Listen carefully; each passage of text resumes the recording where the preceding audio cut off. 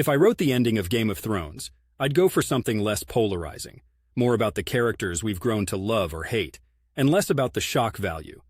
I'd start with Daenerys not going full Mad Queen. Sure, we saw hints of her being capable of it, but the turn in the show was too sharp, too sudden. She would win the throne but feel the weight of it, the losses she sustained, her dragons, Jorah, Missandei, and it would change her aspirations. Jon Snow? He's the reluctant leader if there ever was one. He's got that heroic, brooding demeanor but lacks the desire for power. Perfect. I'd have him confront Daenerys, not to kill her but to forge a partnership, breaking the wheel together, with a council that includes representatives from each of the 7 kingdoms. Tyrion would remain Hand, the guy's as cunning as they come. He's made for the game. His ending on the show wasn't too bad, but I'd emphasize his role as the brain behind the new order in Westeros. Let's talk about Bran.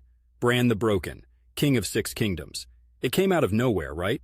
I'd pivot his role to be more about knowledge and less about ruling.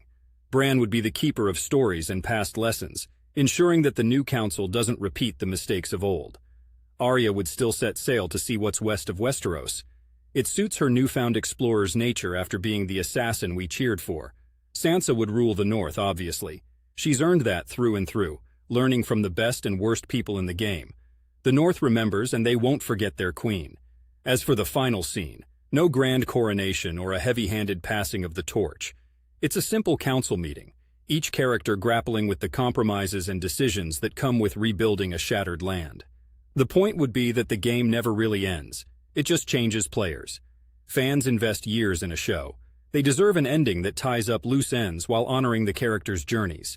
And while I live in Portland, Oregon, away from the epic battles for political power, we all understand the desire for a conclusion that feels real and earned.